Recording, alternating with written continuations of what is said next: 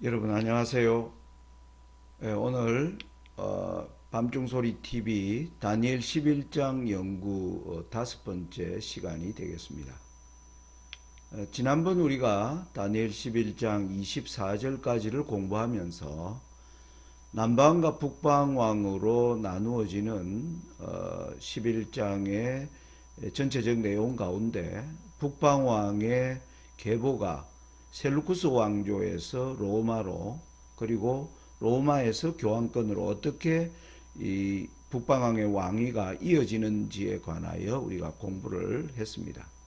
오늘은 이제 교황권의 시대가 전개된 이후의 역사를 보여주는 다니엘 11장 25절부터 30절을 공부하는 것이 오늘 내용의 주된 내용이 되겠습니다. 25절부터 이 30절의 내용은 사실 다니엘 11장에서 가장 난해한 부분으로 많이 알려져 있습니다. 여러분들이 실제적으로 이 문장들을 읽어보시면 여기에 나오는 단어들, 그리고 또 이야기하는 문맥들이 굉장히 어렵게 이해가 되고 있고, 그 다음에 여기서 갑자기 등장하는 남방왕의 정체를 먼저 또 어떻게 우리가 이해하고 파악을 해야 될지에 따라서 이 해석이 전혀 달라지기 때문에 다니엘 11장 25절부터 30절의 내용은 재림교회 안에서도 통일된 어떤 해석이 없고, 수많은 오늘날 많은 연구자들이 다양한 해석들을 내어놓고 있는 곳이 바로 이 지점이라고 할 수가 있겠습니다. 그런데 우리가 이 내용 가운데서 저는 다니엘 11장을 연구하면서 여러분들에게 말씀드린 내용이 단어보다는 문장의 문맥을 우리가 정확하게 파악을 하고, 그리고 다니엘의 모든 예언은 역사적 흐름의 순서를 따라 진행되는 것임을 우리가 잘 인식하고 이 연구에 참여할 필요가 있다는 말씀을 드렸습니다. 그래서 이 내용들을 25절부터 30절을 우리가 자세히 좀 이렇게 읽어보면 문맥에서 몇 가지 중요한 내용들을 파악할 수가 있습니다. 그걸 제가 요약을 했는데요. 예를 들면 이것입니다. 첫째, 이 싸움은 모략으로 이루어진 싸움으로 남방왕, 북방왕 둘 다 거짓을 말한다라고 기록되어 있습니다. 여러분들이 보시면 11장 25절에 북방왕이 그 힘을 떨치며 용맹을 발하여 큰 군대를 거느리고 남방왕을 칠 것이요, 남방왕도 힘이 크고 강한 군대를 거느리고 맞아 싸울 것이나 능히 당하지 못하리니 이는 그들이 모략을 베풀어 그를 침이니라. 이 전쟁은 모략으로 시작된 전쟁이었습니다. 그런데 26절에 보면 자기의 진미를 먹는 자가 그를 멸하리니 그 군대가 흩어질 것이요 많은 자가 엎드러져 죽으리라. 이 말은 뭐냐면 자기의 진미를 먹는 자, 같은 편이 오히려 이 전쟁에 있어서 같은 편을 해하고 그 군대가 흩어지는 이상한 목적의, 전쟁의 목적이 분명하지 않는 이러한 모습을 보여준다는 겁니다. 그리고 27절에는 이 남방왕과 북방왕 두 왕이 한 밥상에 앉아서 말하지만은 서로 상대방을 해하고자 하여 거짓을 말한다. 이런 내용들이 있고, 28절에는 이 전쟁의 결과로 북방왕은 많은 재물을 가지고 본국으로 돌아가 이후에 다시 큰 군대를 거느리고 오지만은 기띔의 배들이 침으로 말미암아 낙심하고 돌아감으로 말미암아 이 전쟁은 소강 상태로 들어가는 내용이 25절부터 30절의 내용이라고 하겠습니다.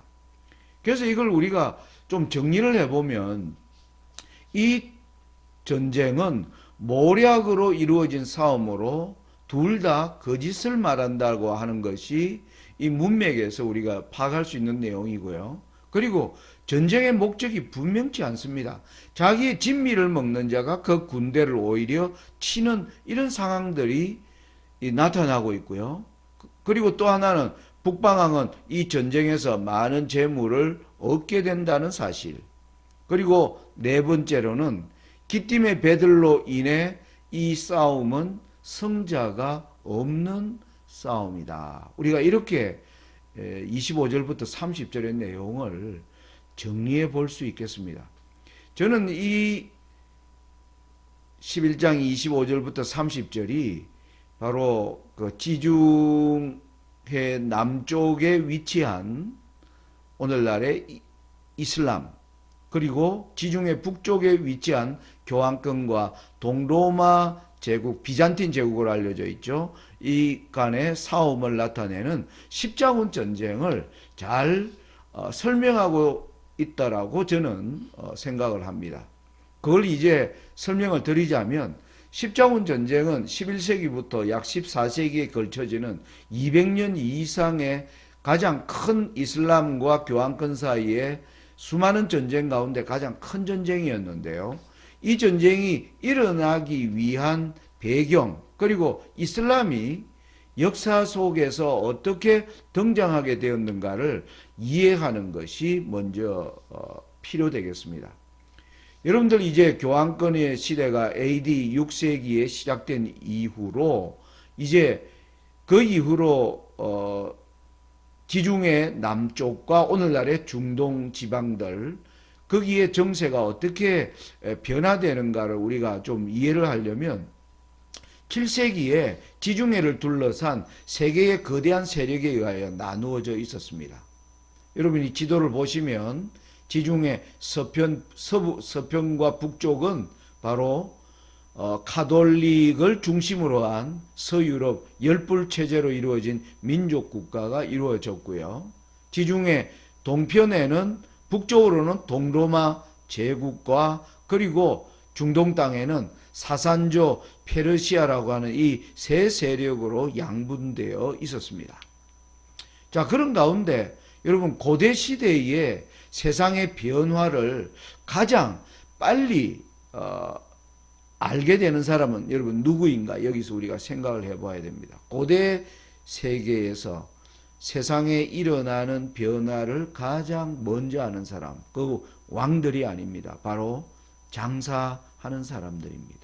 특별히 멀리 국경을 넘어 바다를 건너서 장사하는 이러한 장사꾼들은 세상의 변화에 대하여 가장 알고 싶어하는 그 당시 왕들과 또 그 나라를 지배하는 지도자들은 언제나 이러한 장사꾼들이 돌아오면 그들이 이들을 먼저 만납니다. 만나는 이유는 두 가지를 얻고자 하는 것입니다. 첫째는 그들이 장사하러 간 그곳에서 무엇을 보았는가, 그리고 거기에서 어떤 변화가 일어나는 것에 대한 이야기를 듣는 것이고, 그리고 그들이 먼 곳을 다니면서 거기에서 얻은 진귀한 어떤 물건들을 이제 그들이 갖고자 하는 욕망으로 고대의 이 장사꾼들이 지나간 통로가 이제 육지와 육지로 연결된 바다 사이를 지나다녔습니다. 오늘날의 홍해로부터 이제 지중해로 이르는 이 길을 통해서 장사하는 사람들 가운데 바로 우리는 이슬람교의 창시자 마호멧이 여기에서 등장했음을 알고 있습니다. 마호멧은 이 홍해 지역을 통하여 장사를 하면서 지중해까지 올라가면서 지중해 북쪽에는 예수라고 하는 신이 하나님의 교회를 세웠다라고 하는 그러한 이 가톨릭에 대한 소식을 듣습니다. 그런데 여러분, 그 지중해 남쪽은 유일신 사상으로 이루어진 곳이었습니다. 여기서 우리가 오늘날 고란경의 이야기를 통해서 보면 마호멧이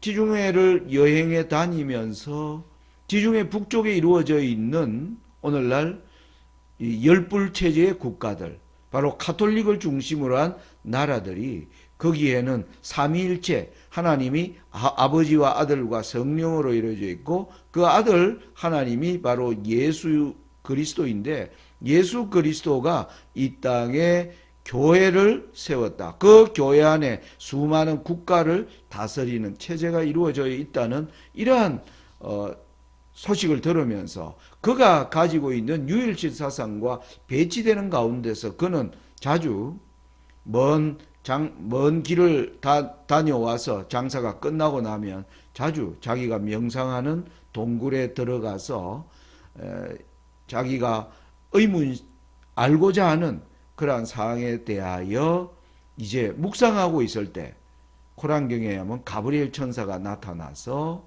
계시를 준 것이 바로 이슬람교의 시작임을 우리는 알고 있습니다. 그가 동굴에서 기도하고 있을 때 가브리엘 천사가 나타나 사실은 예수는 저 지중해 북쪽에서 이야기하는 예수가 하나님이라는 것은 거짓이며 예수는 사람이고 그리고 예수님은 선지자의 한 명에 불과한 인물이라고 알리면서 참 신은 한 분인데 바로 그분이 알라 신이라고 하는 계시를 받습니다.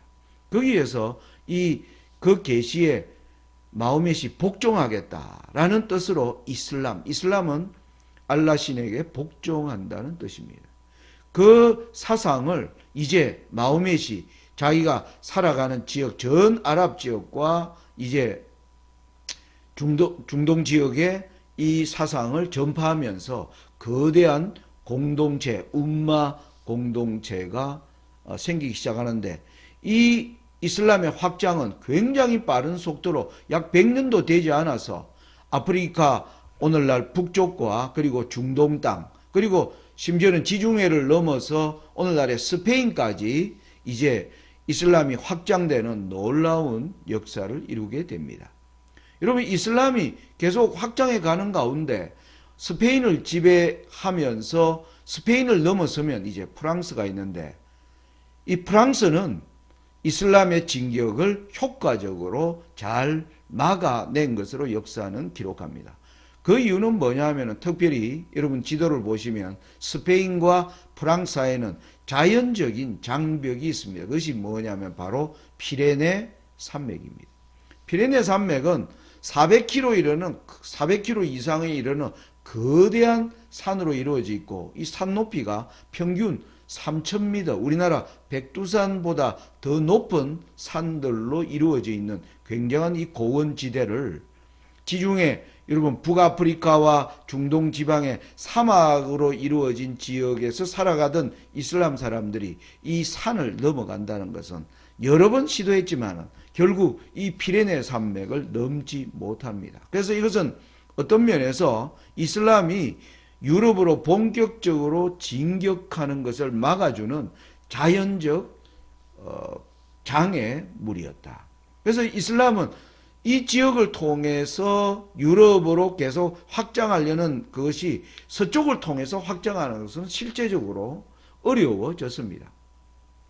그런 가운데 그런데 여러분 이슬람이 왜 유럽 쪽으로 지중해 북쪽으로 확장하려고 했는가? 바로 거기에는 이데올로기 싸움이 있었던 것입니다. 여러분 아시는 것처럼 가톨릭은 예수가 참신이며 예수가 이 땅에 교회를 세웠는데 예수가 세운 이 땅에 참된 교회는 바로 가톨릭 교회밖에 없다. 이게 가톨릭이 가르치는 중요한 이데올로기였습니다. 그런데 여러분 이슬람은 어떻습니까? 이슬람은 알라 외에는 신이 없고 무함마드가 바로 그의 참 선지자라고 하는 이 두 개의 이데올로기는 결코 양립할 수 없는 것이었습니다. 이것은 두 문명은 결국 뭐 할 수밖에 없습니까? 충돌할 수밖에 없는 그러한 상태에 놓여 있었다. 그런 가운데서 이슬람이 지중해 북쪽으로 유럽 쪽으로 확장하려는 것은 바로 그들의 이데올로기를 유럽에 전파하려고 하는 겁니다. 바로 유럽을 이슬라마이즈를 하려고 하는 강한 욕망이 이슬람에게 있었던 것입니다. 여러분 우리가 지난 강의에서 이 게르만 민족들이 이제 로마로 들어오면서 이제 열국체제가 이루어질 때 가톨릭 교회와 게르만 민족들 간에는 적절한 타협이 이루어졌다라고 말씀을 했습니다. 그 타협이 이루어진 배경에는 뭐가 있었습니까? 게르만족은 로마로 들어왔지만은 로마를 게르마나이즈 하려고 하는 의지가 전혀 없었다는 것입니다. 오히려 그들은 문화가 없고 일종의 야만족의 형태를 지니고 있었기 때문에 그들은 게르만 민족이었지만은 오히려 로마 사람이 되는 것, 로마나이즈 되는 것에 대하여 그들은 전혀 거리낌이 없었기 때문에 타협의 여지가 있었던 거예요. 그런데 로마로 진격해 들어오는 이슬람은 로마나이즈 하기를 원하는 게 아니라 로마를 이슬라마이즈 하기를 원하기 때문에 여기에는 필연적으로 충돌이 불가피하게 되었던 것입니다. 이것은 나아가 오늘날 무슨 논쟁인가 하면 누가 진짜 하나님인가의 싸움입니다. 예수가 하나님인가 아니면 알라인가.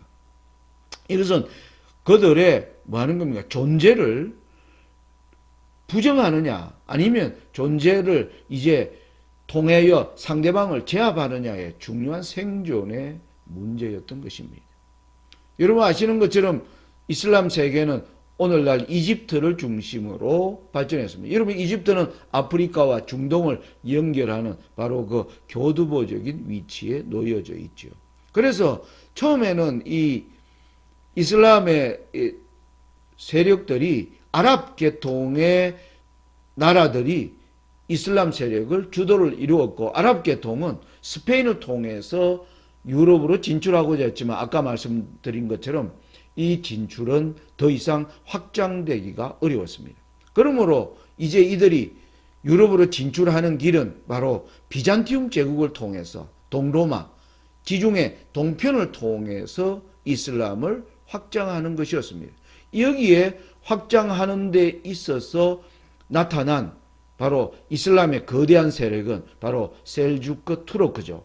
아랍계가 지배하던 이슬람 세계가 이제 투르크계가 지배하는 이슬람 세계로 바뀌는 것이 바로 11세기 이후에 지중해 남쪽의 정치적 지형의 변화라고 할 수가 있겠습니다. 여러분 여기 지도를 보시면 바로 동쪽 여기 녹색으로 되어 있는 지역이 바로 동로마가 다스리던 영토였습니다.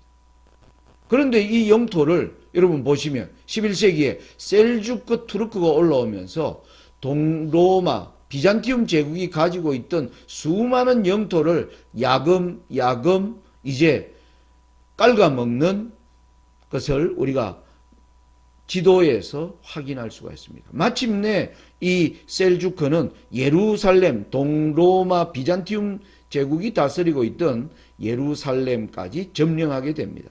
그리고 또 이 셀주크 투르크가 동로마로 계속 확정해 가오는 데서 동로마와 셀주크타의 큰 전투가 11세기에 바로 만주르크 전투라고 있습니다. 이 전투에서 동로마 황제가 전쟁에 져서 볼모로 잡히는 아주 치욕적인 사건들이 생겨나면서 셀주크 세력이 점점 확장에 들어오게 되자 동로마 황제가 1096년에 교황에게 지중해 서편에 있는 교황에게 도움을 요청하면서 십자군 전쟁이 이루어지는 겁니다. 그 십자군 전쟁은 아까 우리가 다니엘 11장 25절에서 북방왕이 남방왕을 치는 것은 모략을 베풀어 그를 친다고 했는데 이것은 모략에서 비롯되었습니다. 그것이 뭐냐면 둘 사이에 있는 모략이 야 우리가 이렇게 지금 진격해 들어오는 이 이슬람을 막기 위해서 전쟁을 치러야 하는데 그 전쟁에 명분이 있어야 되는데 그것이 뭐냐 셀주크 투르크가 예루살렘을 점령했다. 그것을 치기 위한 명분을 만들어내는 것이 중요한 과제였습니다. 그래서 그 당시 교황 우르반 6세는 1096년에 서유럽의 수많은 황제들을 다 불러 모아서 그가 이런 이야기를 했다라고 역사는 기록합니다. 자기가 예수로부터 계시를 받았는데 예루살렘 영화로운 하나님의 거룩한 땅이 저 야만족인 셀주크 트루크에게 지배되고 있는 것을 나는 결코 용납할 수 없다. 내가 신으로서 명령하노니 너희는 그 예루살렘을 다시 회복하라는 것이 내가 예수님으로부터 받은 계시이다.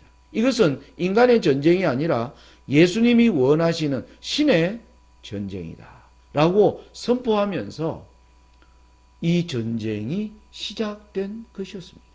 그래서 이 전쟁은 무엇으로 기초되었는가? 바로 거짓에 기초되었던 전쟁이었습니다. 사실은 이 전쟁은 신의 이름으로 빙자했지만 탐욕스러운 인간을 위한 전쟁이었습니다. 이걸 통해서 그들의 나라를 확장하려는 욕심, 그리고 이 전쟁이 십자군 전쟁이 계속 진행되는 가운데 이 전쟁은 참여한 서유럽 왕들도 이 전쟁에 참여하면서 거기에서 자신의 새로운 어떤 문물에 대한 욕구, 그리고 거기에서 어떤 이권을 얻고자 하는 그러한 동기들이 계속 어우러지면서 200여 년 동안 십자군 전쟁은 이루어집니다. 특별히 십자군 전쟁이 계속 진행되고 난 이후에 약 100년이 이른 이후에는 상인들까지도 이 전쟁에 뛰어들기 시작합니다. 상인들은 무엇을 노리는 겁니까? 거기에서 여러분 수많은 전쟁이 생겨나면서 수많은 군인들이 지나가면서 거기에서 많은 문물들이 또 이동되면서 여러분 장사꾼들의 역할이 중요하죠. 이 배를 타고 병력을 수송하는 것, 그리고 상품들을 수송하는 이 가운데서 상인들의 역할이 중요해졌고, 상인들은 거기에서 새로운 문물을 보면서 거기에 자기들의 욕심을 채우고자 하는 이런 일들이 빈번히 일어난 것이 바로 십자군 전쟁이었습니다. 그래서 오늘날 여러분 이 십자군 전쟁에 대하여 많은 분들이 책을 썼는데, 특별히 일본 사람 시노 나나미가 쓴 십자군 전쟁의 책이 가지는 특징이 뭐냐 하면은, 유럽 사람이 쓰는 십자군 전쟁은 유럽 사람의 입장의 관점에서 역사를 기록하기가 쉽습니다. 그리고 또 이슬람 사람들이 십자군을 또 전쟁을 우리가 기록을 한다면 자신들의 관점에서 이제 역사를 기술하죠. 그건 하나의 굉장히 주관적인 역사관이 될 수 있습니다. 그런데 시노 나나미는 일본 사람입니다. 십자군 전쟁에서 보면 전혀 제3자의 입장에서 이 시노 나나미가 쓴 이 십자군 전쟁은 정말 여러분들이 뭐 굳이 읽어볼 필요는 없습니다. 굉장히 방대한 기록을 가진 하나의 대하 소설처럼 기록되어 있는 책인 만큼 만일 읽고자 한다면 저는 시노 나나미의 책에서 우리는 역사적으로 많은 교훈을 얻을 수 있다라고 생각을 합니다. 근데 아무튼 한결같은 지금 십자군 전쟁, 지금으로부터 약 거의 800년, 1000년 전에 이루어진 이 전쟁에 대한 역사의 공통적인 평가는 신들을 빙자한 탐욕스러운 인간의 전쟁이었다. 이렇게 기록하고 있는 것입니다. 자, 여러분 여기서 제가 서두에 우리 11장 25절과 30절이 보여주는 네 가지를 우리가 말씀을 드렸습니다. 하나는 이 전쟁은 모략으로 이루어진 싸움으로 둘 다 거짓을 말한다. 또 하나는 뭡니까? 전쟁의 목적이 분명하지 않다. 세 번째, 북방왕은 이 전쟁으로 많은 재물을 얻는다. 또 하나는 기띔의 배들로 인해 이 싸움은 소강 상태로 들어가 누구의 성자도 없이 전쟁이 이제 끝난다는 것을 우리가 잘 이해하면 자, 먼저 이 전쟁의 시작의 원인을 제가 설명드렸습니다. 이것은 신을 빙자한 거짓으로 이루어진 전쟁이었습니다. 그리고 여러분 이 전쟁에 뛰어들면서 이제 십자군의 전쟁에 참여하는 이 유럽 사람들 입장에서는 그 셀주크 투르크족들이 야만족이라고 규정을 하였습니다. 그렇게 생각하고 그들이 직접 이제 이 전쟁에 뛰어들어 보니까 야만족이 아니라 그들보다 훨씬 뛰어난 문명을 가지고 있다는 것에 많은 충격을 받았다고 열어갑니다.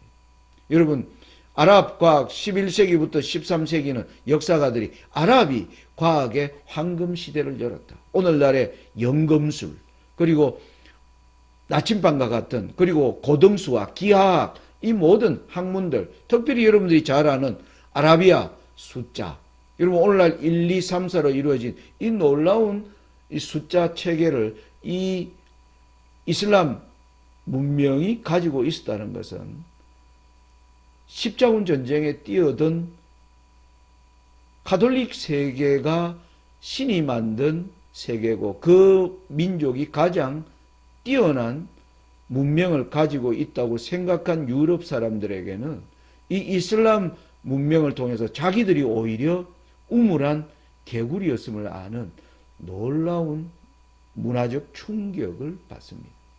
여러분 거기에서 일어나는 게 뭡니까?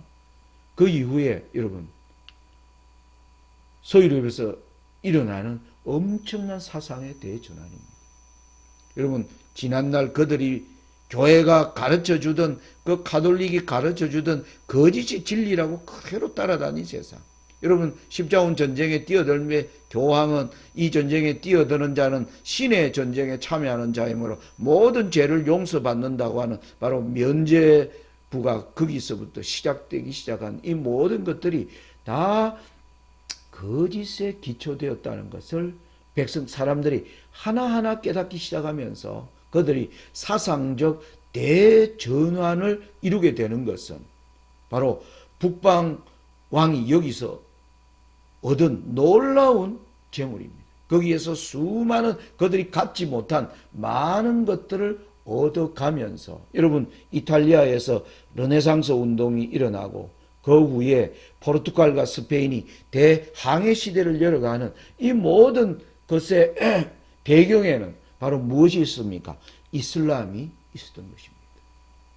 그래서 다니엘 11장이 말하는 북방왕은 여기에서 많은 것을 얻어가게 된다. 그리고 또 이 두 왕이 서로 한 밥상에 앉아서 이제 이 거짓말을 할 것이라 이 내용은 저는 어떻게 이해를 하냐면 십자군 전쟁이 한참 일어나고 있을 때 여러분 셀주크 투르크의 위대한 살라딘이라고 하는 황제는 바로 북방 왕으로 해당되는 이 십자군과 잦은 평화협정을 맺습니다. 그런데 그 평화협정은 전부가 뭡니까? 서로 상대방을 해하기 위한 목적에서 이루어진 것이고 그 평화협정은 불과 얼마 되지 않아 깨어져서 계속 이 십자군 전쟁이 끝난 이후에도 이슬람과 가톨릭 간에는 엄청난 적대적 관계가 계속 형성되는 역사를 우리가 보게 되는 것입니다. 자, 그러면 이 전쟁이 소강 상태로 들어가는 이제 기띔의 배들이 무슨 의미인가를 좀 우리가 밝혀봐야 하겠습니다. 여러분 기띔의 배들은 오늘날 지중해 동편 시리아에서 지중해로 들어가면 만나는 가장 큰 섬, 지금은 바로 사이프러스라고 알려진 섬. 신약 시대에는 이 섬을 구브로 섬, 여러분 사도 바울이 지중해를 따라 전도 여행을 다닐 때 바로 구브로 섬이 바로 기띔입니다. 그래서 이게 지형적으로 보면 지중해로 들어오는 모든 지중해로 들어오는 자들이 제일 처음 만나는 가장 큰 섬이 바로 기띔입니다.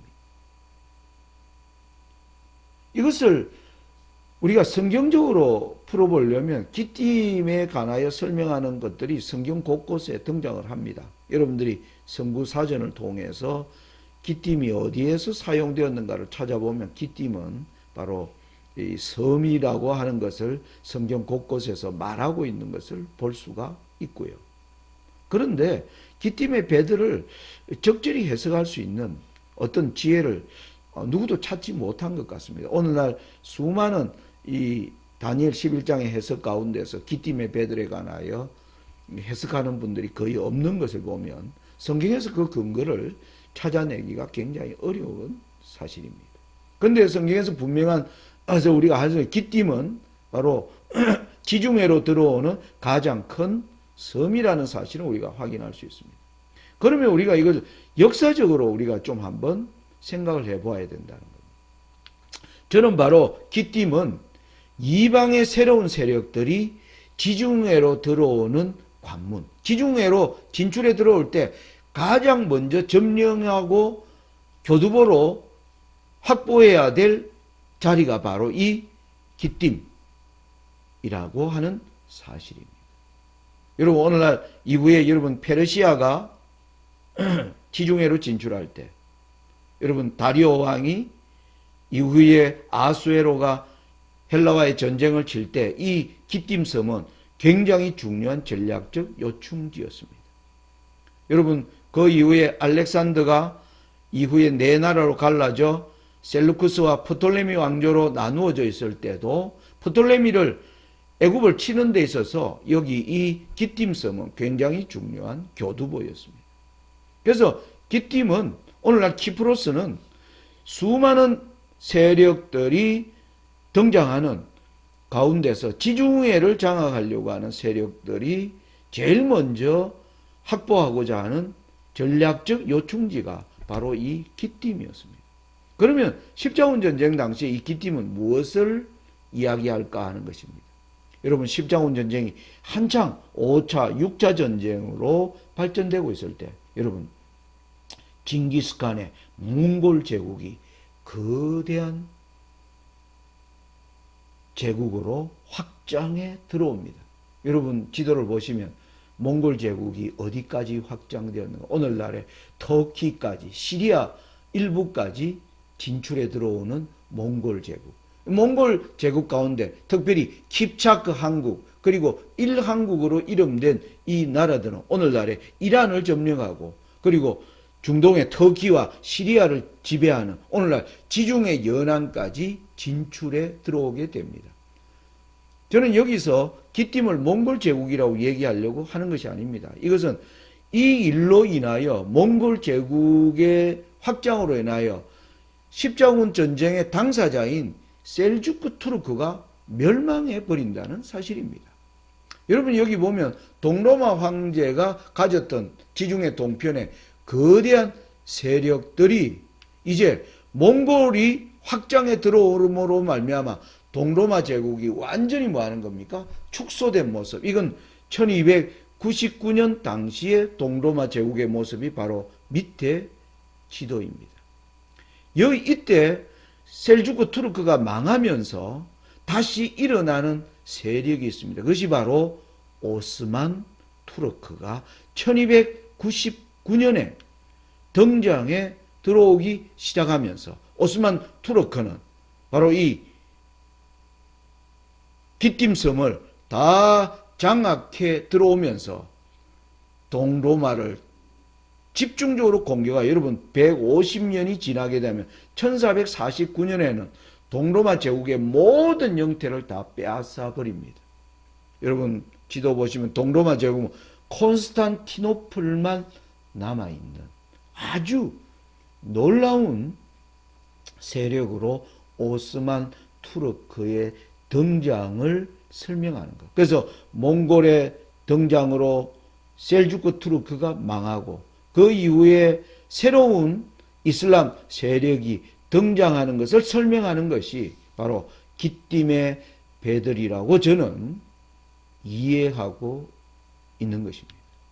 여러분, 그 이후에 오스만 투르크가 지중해 여러분을 거의 다 장악해 들어와 마침내 동로마를 멸망시키고, 이제는 여러분 보시면 교황권을 코앞에서 이제는 위협하는 세력으로 성장하는 것을 우리는 역사를 통해서 볼 수가 있는 것입니다. 여러분, 여기서 우리가 알아야 할 것은 하나의, 오늘날 우리 시대에 알아야 할 것은 뭐냐면, 역사에서 남방왕 북방왕 이슬람 가톨릭이 싸웠지만 이 둘 다 거짓을 말하는 세력이었습니다. 이것은 무슨 말이냐면 둘 다 사탄의 세력이라는 사실입니다.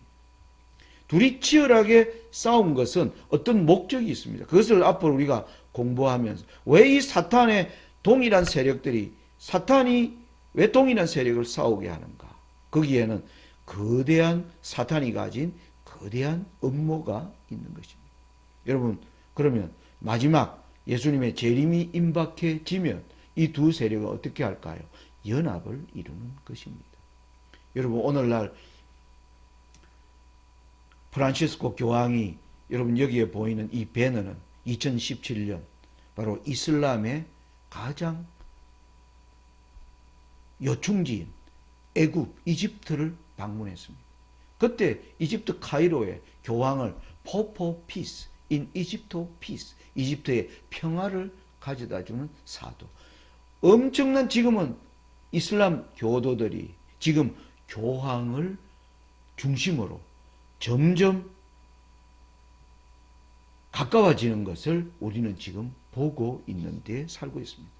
여러분 2010년에 이슬람에서는 자스민 혁명이 일어나면서 그 이후에 이슬람의 수많은 곳곳에 이슬람 자체에서 엄청난 폭동, 내전이 일어나면서 수많은 이슬람 난민들이 지금 어디로 들어갑니까?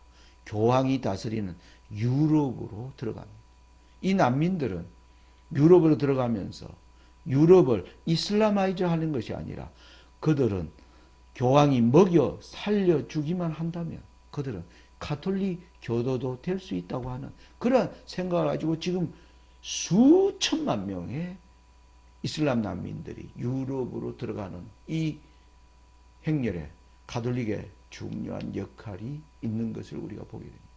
여러분 우리는 이 다니엘 11장을 연구하는 이유는 마지막 때에 진행되는 다니엘 11장 40절과 40절로부터 12장 1절을 우리가 제대로 연구하기 위해서 다니엘 11장을 지금 연구하고 있는 것입니다. 거기 보면 다니엘 11장 특별히 42절에 보면 마지막 때에 이 그는 북방왕입니다. 교황권이죠. 그가 열국의 그 손을 펴리니 애굽 땅도 면치 못할 것이며 그가 권세로 애굽의 금은과 모든 보물을 잡을 것이요 리비아 사람과 구스 사람이 그의 시종이 되리라.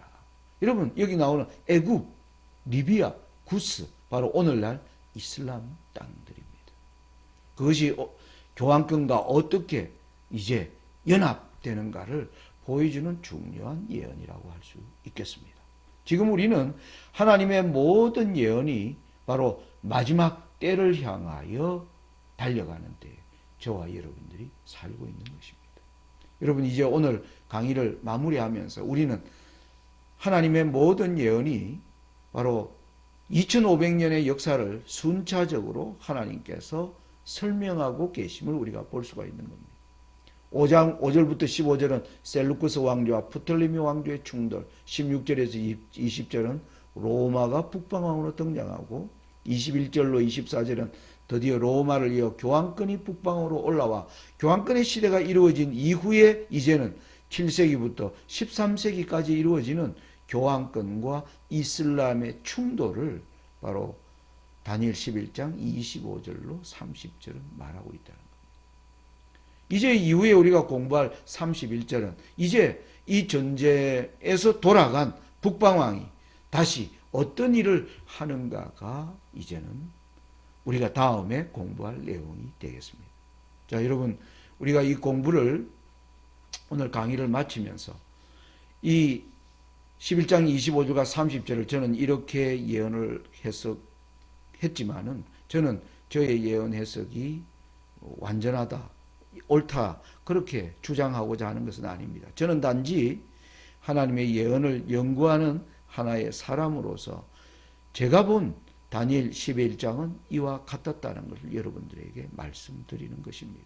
오늘날 교회 안에 이러한 다양한 의견이 있는 것도 바로 저는 바람직한 현상이라고 생각합니다. 그러나 우리는 하나님의 날이 가까워질수록 예언은 이제는 더욱더 분명하게 이해되는 특징을 가지고 있습니다. 그래서 제가 이러한 주장을 하는 가운데서 여러분들이 혹 다른 나는 이렇게 다니엘 11장 이후를 이렇게 이해하고 있다. 여러분들의 의견이나 여러분들이 또 깨달은 것들을 저에게 알려주시면 저도 그것을 기반으로 더 깊은 연구가 이루어지기를 바랍니다. 여기에 등장하는 저의 이메일 주소로 여러분들이 생각들을 알려주시거나 아니면 밤중소리 TV의 댓글로 여러분들의 생각을 달아주시면 거기에 대하여 저의 또 대답과 또 저의 생각들을 나눌 수 있는 그러한 공간들이 생겨나기를 바랍니다. 아무튼 우리가 이러한 연구를 통해서 하나님께서는 우리에게 더욱 밝은 빛을 주시고 또 이 시대에 대하여 우리가 더욱더 분별된 이해력으로 마지막 때를 준비하도록 하나님께서 이끌어 주실 것이라 믿습니다. 이 강의에 참여해 주신 여러분들께 다시 한번 감사드리며 아무튼 이러한 저의 부족한 연구가 여러분들의 예언 연구에 앞으로 하나님의 나라를 준비하는 일에 작은 도움이 되기를 바라는 마음으로 강의를 마칩니다. 감사합니다.